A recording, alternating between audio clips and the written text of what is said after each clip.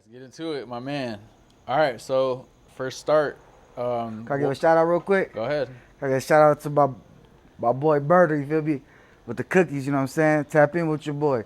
Mo Rich the Great, you feel me? Smoking on that cooks. All right, so the entrepreneur himself, the business owner. So what made you want to start your own business? Man. Now I wanted to work for people.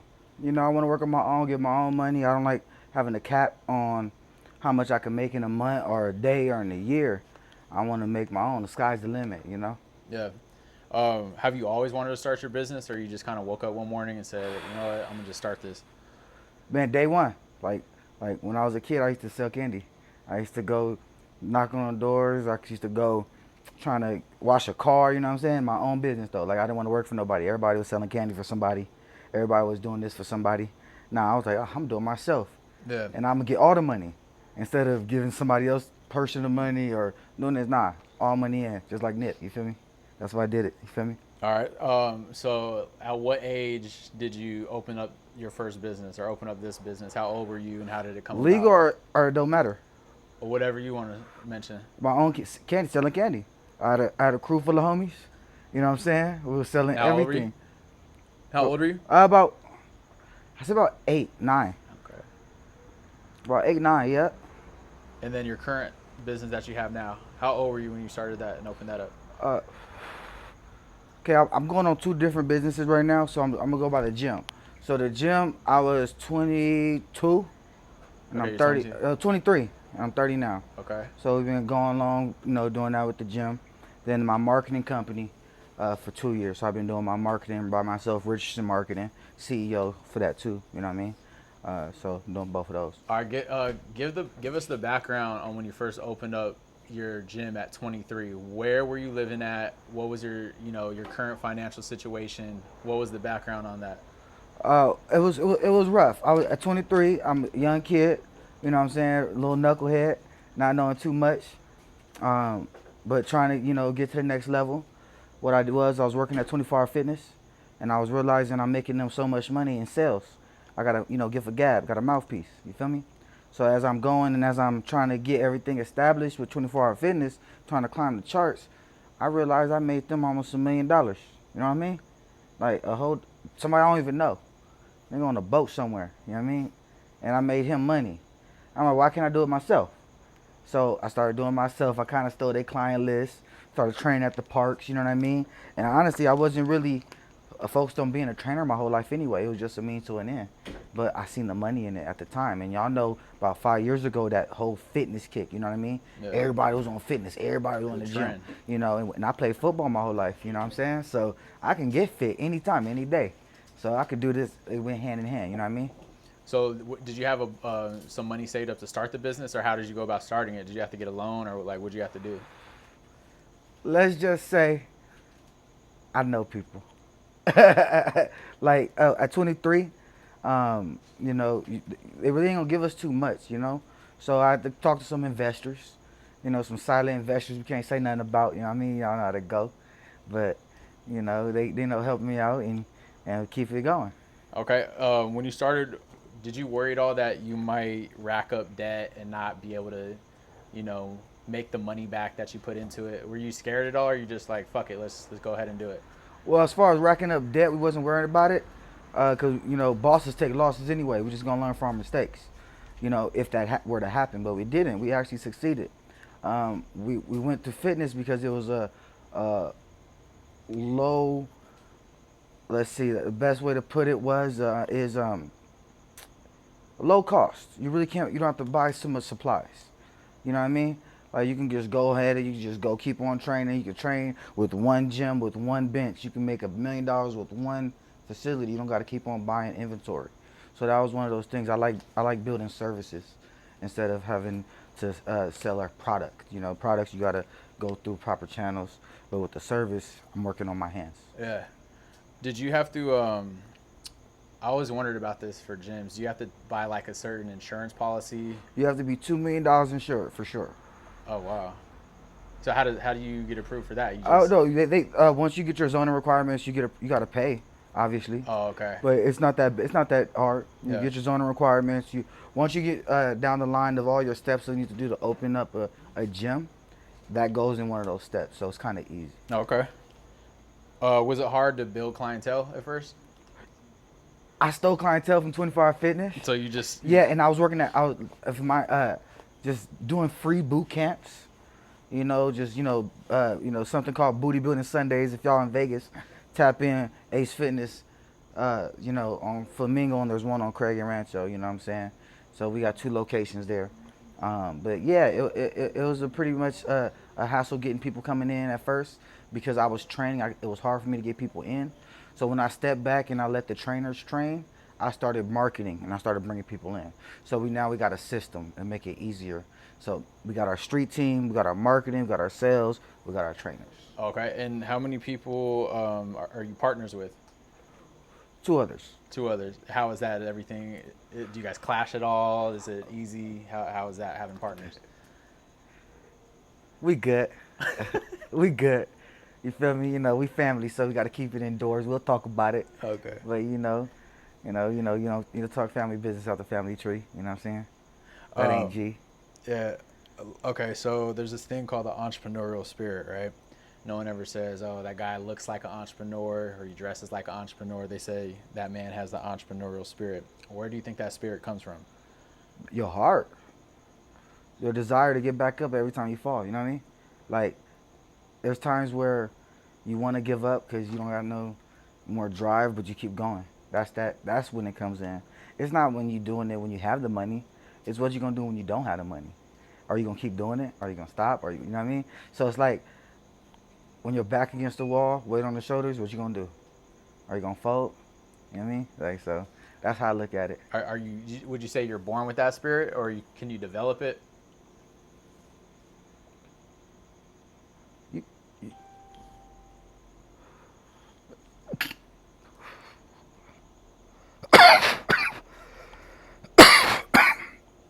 that's tricky. Only because I've taught people that trait and they can take it, but they have not.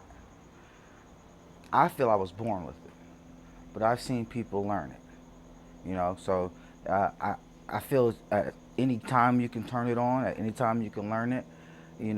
Sometimes people say it's only a selective few, but I don't believe it. I think anybody, if they put their mind to it and they really set and they stone, they really want to do something, they'll do it.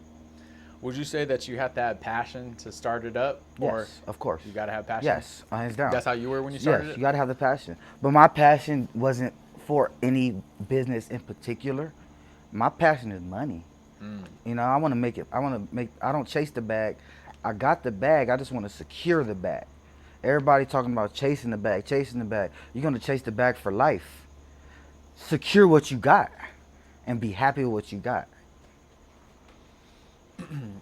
Describe how it feels working for yourself as opposed to working a job for somebody else. Like, what's the feeling, The best feeling in the world. and why is that? Traveling, do what I'm doing right now, doing whatever I want to do. I can wake up whenever I want to wake up, even though I choose to wake up at 4 a.m. because my grind is solid. But I choose that. I don't have to. It's a difference if you have to wake up at 4 a.m. for a job than to want to. What's the difference? A 9 to 5, right? You go to work at 3 in the morning. You're gonna be groggy. You're gonna be mad. You're gonna be. I don't go to work like that. I go to work happy. I go, oh yeah, let's make this, let's take this, let's do this, let's do. I can do whatever I want on my time. I don't have a time limit to where I can say, oh, I'm gonna be late for this or late for that. I can set my own schedule for life. Like if I'm done working for somebody, having somebody telling me what to do, and I'm making the minimum. So you would definitely say that working for yourself brings the most joy out of you? Of course. Yeah. Did school prepare you at all for what you do now? Or did life prepare you? Which one prepared you more? Life, hands down. School gave me math. I give it that. Like my math skills on my money, I'm good with it because I'm good with it because of school. So I'm not gonna knock the school system.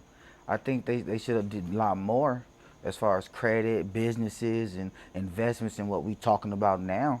But as far as what they really focus on, they They could do better. They'll do a lot better. All right, so there's a hot topic going around right now. Everyone's talking about racism and systematic oppression and white privilege. Um, do you believe in systematic racism, and if so, how has it kept you down? Man, as a black man, I live it. I breathe it. You know what I mean? Like it's there. There's no questions, if, ands, buts about it. But I don't say it kept me down. I say it made me a better man, just like it made everybody else. Like yeah, we gotta watch out for our backs, just for the authorities, and we have to watch out for not just the police, but now we gotta watch out for the streets too now. So it's so much we gotta watch out for. So many politics. I wish it was done. I wish all this shit was over, to be honest, because it's like you got the police killing my guy. Um, Floyd. Not no, I know Floyd, but I was talking about another guy, Mike Brown, the Mike Brown situation. That hit me more because I was a kid getting in trouble before, and I know kind of the situation, like what could have happened, and you killed a little kid. You know what I mean?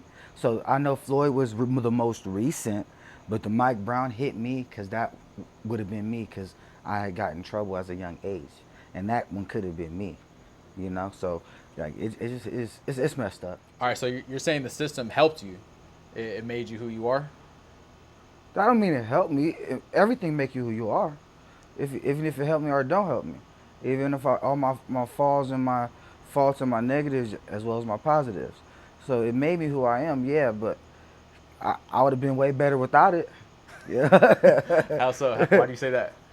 Not having to turn my back and be scared of the police. Like, the police is supposed to be protecting the servant. My whole life I was scared of them for nothing. So now what am I going to do? Teach my kids the same? And now it's never going to change.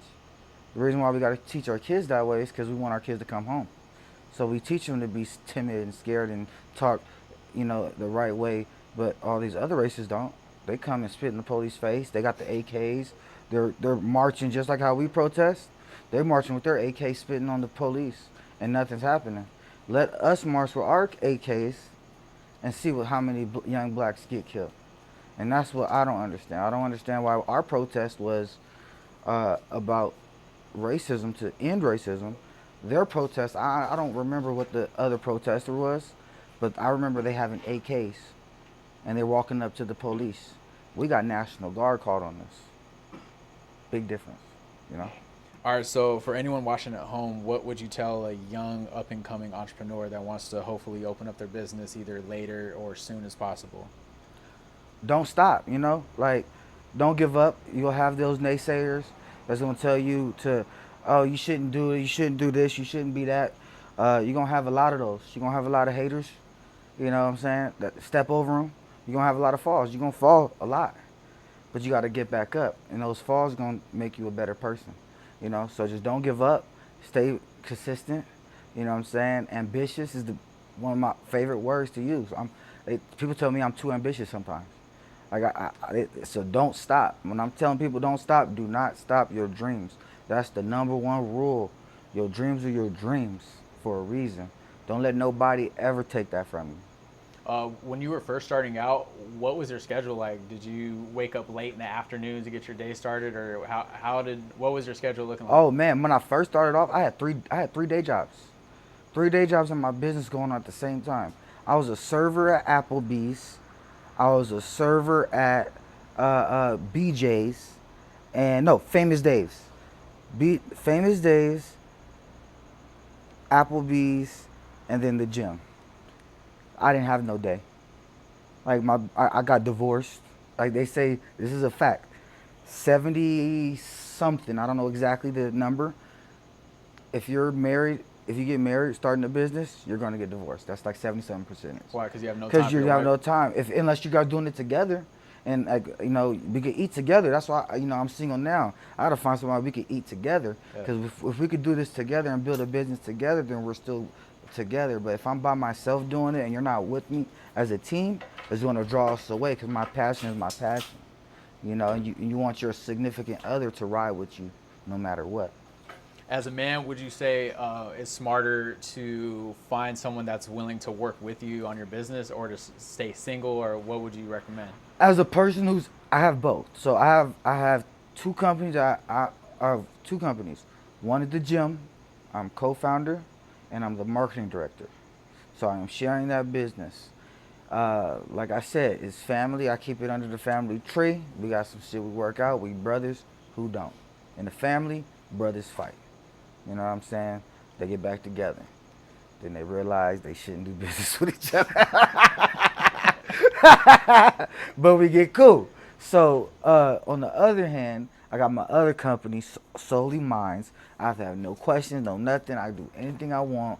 I ride what I want, do whatever I want to. I could do whatever I want to in any state, any country, and I could do me and get money while I'm doing it. So, and it's all me, all you know. So that's a lot better.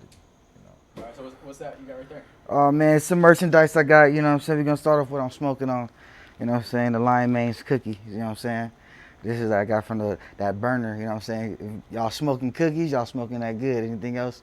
I don't know. You know what I'm saying? It's exotic. You feel me? This right here. Put this down. This right here. I'm gonna take this off. You feel me? I got a haircut, so I should be good. I should be good. You know what I mean? Oh, haircut by Drew. You know what I'm saying? Shout out to Drew. Dustin is hot one too. Holla at my boys. You know what I'm saying? So look, we're gonna put this 9 on. Let y'all know what it is. 909 San Bernardino Town Venice. You know what I'm saying? Shout out to Lil Tyson. Shout out to Lil Tyson with it. This is the 9 hat right here. You know what I'm saying? Shout out to Lil Tyson. I rock with you. I fuck with you heavy. You know what I'm saying? Put the 9 on. So with that 9 hat comes with another town business thing I got going on. It's like a boss shit. Like everybody bosses. You know what I'm saying? Like I want to surround myself with bosses. That's the whole part of my team. I don't want to have nobody that's yes man, yes sir, yes sir, yes sir. Now if I'm doing something wrong, I want somebody to check me. That's what the team is for. You know what I'm saying? I want somebody to be like, hey look, check this out. This ain't cool. This ain't cool. Like we all kings. So I like playing chess. So I'm gonna explain it like this. Like my whole team, we're all kings on our own chessboards. You know what I'm saying? So on my chessboard, I'm a king. My partner got his chessboard, he a king. You got your chessboard, you're a king. I might need you to be a pawn on my chessboard. I might need you to be a rook on my chessboard. I might need you to be a bishop on my chessboard for a second. Vice versa. I'm gonna go over there and play my position. But at the end of the day, we all kings. So a lot of people don't understand that in the team. Like they want to knock each other off. Knock each other off. Everywhere you go, they want to knock each other off. We all can eat. Why not? There's enough money in this here for everybody. You know what I'm saying? The best analogy is Lion King. Real shit, to be honest, Lion King. How Scar was so jealous that he wanted to kill his brother. And he had everybody in the pride. You know what I'm saying? So that's just how it is. That's just how I look at it. So, you know, as far as my team goes, we're all bosses. We all trying to do our due diligence and our part in our squad. And this is what this is right here. This is B&B, about my business. Hold on, keep it there. San Bernardino. He stand up, you know what I'm saying? So that's gonna be the logo you're gonna see everywhere. It's kind of small. Yeah.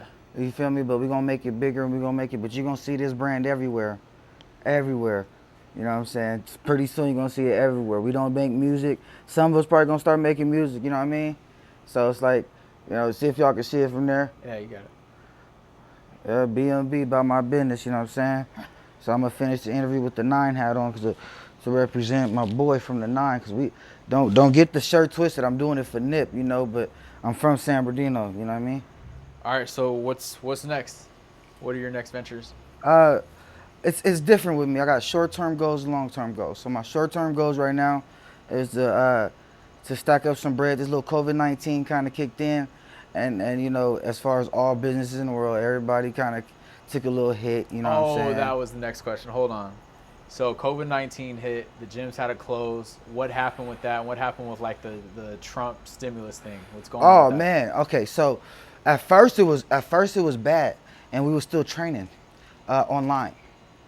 So we were still doing the online training. We were still trying to get that going, but they said we had to shut down completely because we was bringing people in still, which another trainer was doing.